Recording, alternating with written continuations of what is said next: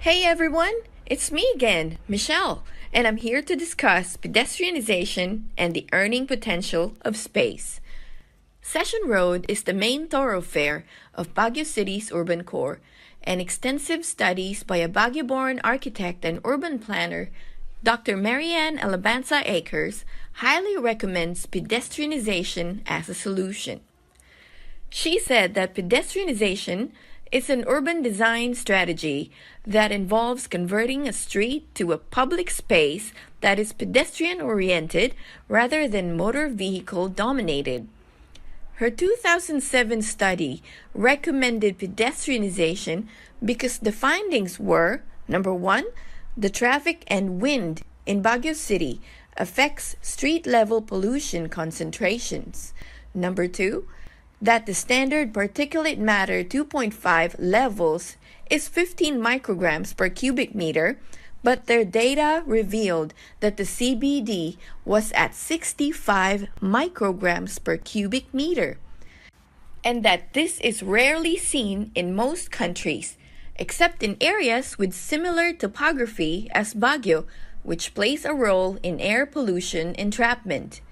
Now, the city's topography plus pollution, caused mainly by diesel-fed motor vehicles, proved a deadly combination, as such, warrant public health concern.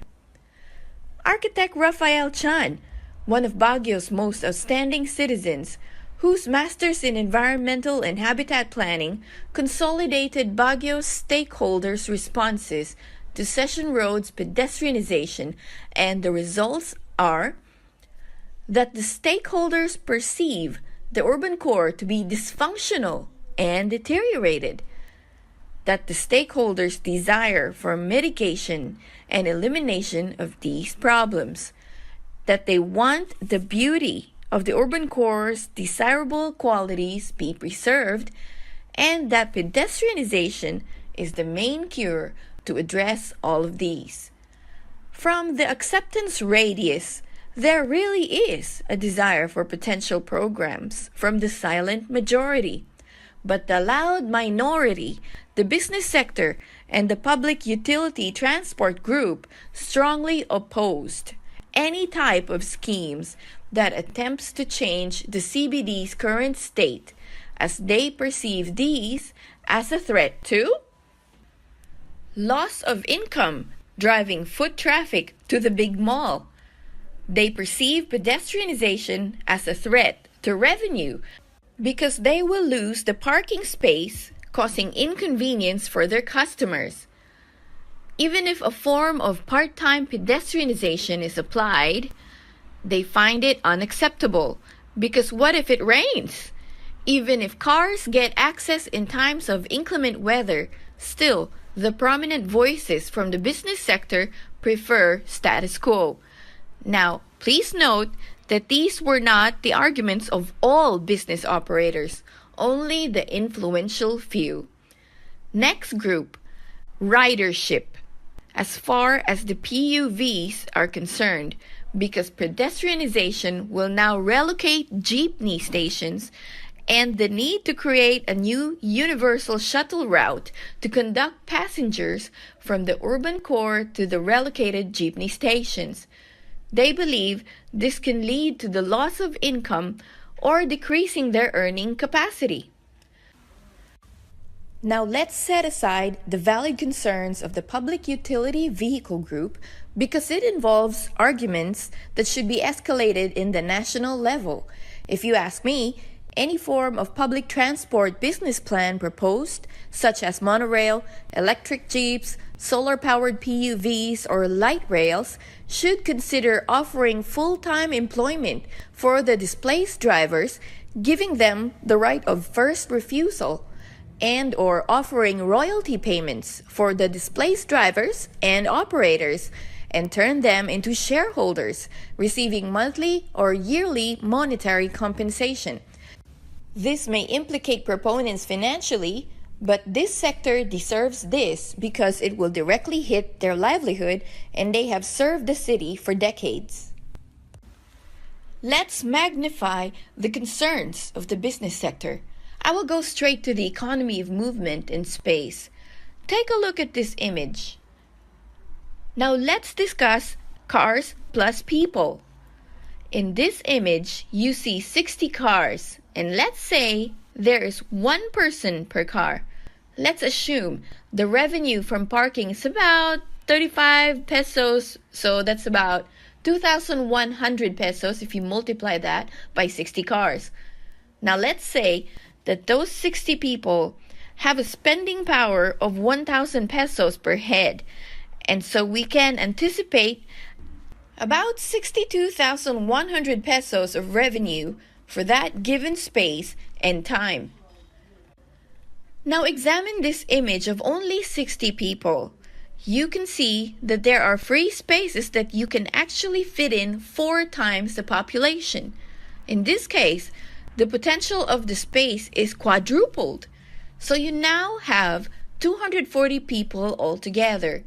And let's assume that their spending power is 40% from the first group, which is 400 pesos per head. You would then have 96,000 pesos earning potentials at a given time.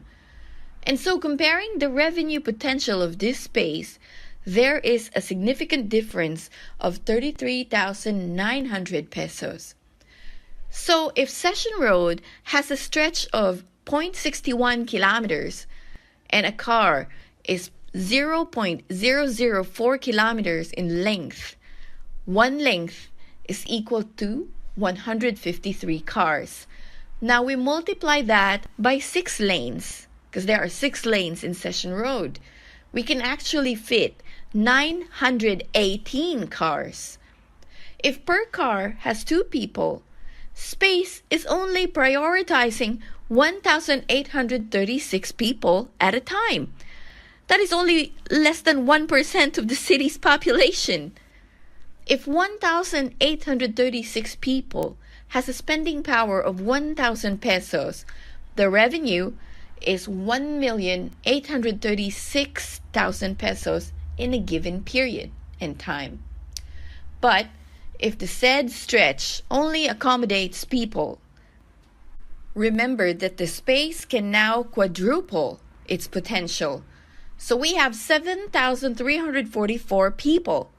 If each person spends, let's say, 30% of the first group, 300 pesos per head, the earning potential will now be 2,203,200 pesos in a given period and time, a difference of 367,200 pesos.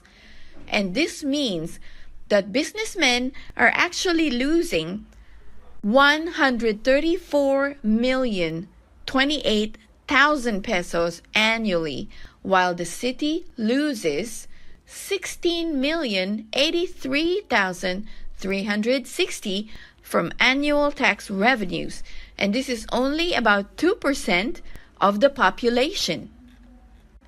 So how can we make people stay longer if the district has high walkability index? So we gotta look into design.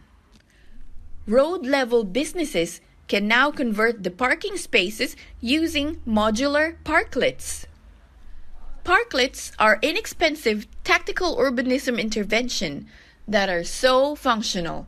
People will now spend more time walking and enjoying themselves.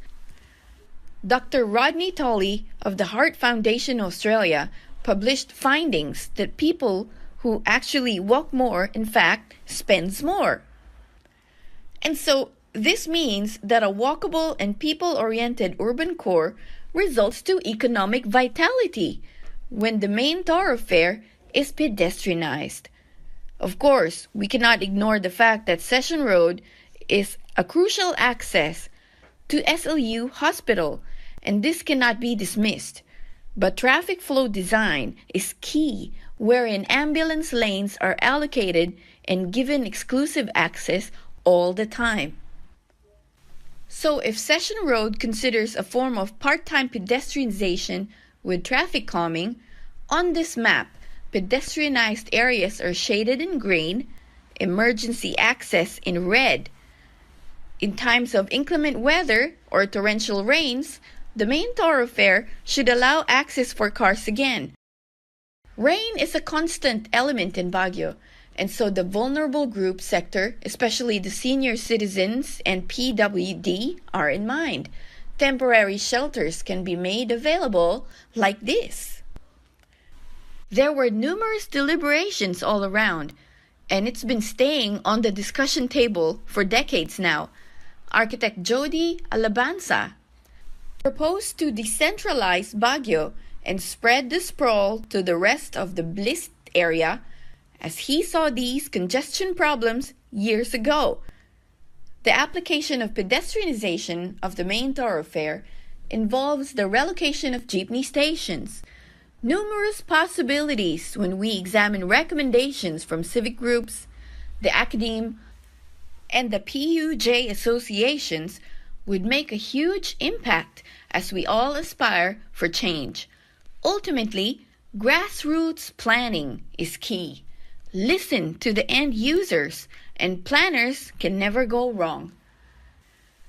I am ending this presentation by quoting John Butcher, the founder of Walk 21, and he said that walking is the first thing an infant wants to do and the last thing an old person wants to give up.